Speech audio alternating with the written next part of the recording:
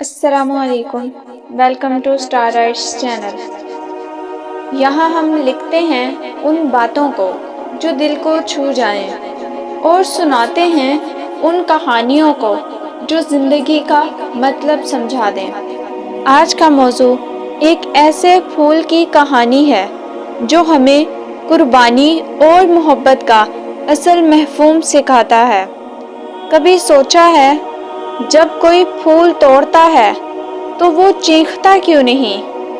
کیا اس کی نازک پتیوں کو درد نہیں ہوتا؟ کیا اس کے رنگوں پر زخم نہیں لگتے؟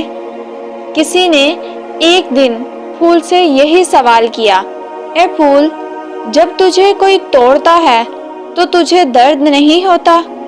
پھول مسکرا کر بولا، ہوتا ہے، بہت ہوتا ہے، لیکن میں کسی کی خوشی کے لیے اپنا درد بھول جاتا ہوں۔ یہ جملہ صرف پھول کا نہیں، یہ ان سب دلوں کی آواز ہے جو دوسروں کی مسکراہٹ کے لیے اپنی آنکھوں کے آنسو چھپا لیتے ہیں۔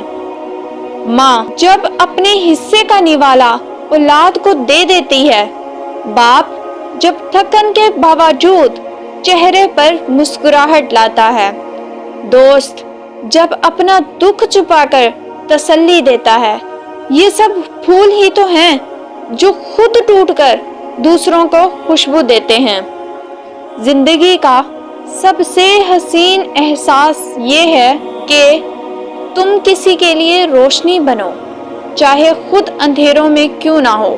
تو یاد رکھو، اگر تمہیں کبھی کسی نے توڑا ہو، کسی نے دکھ دیا ہو، تو غم نہ کرنا۔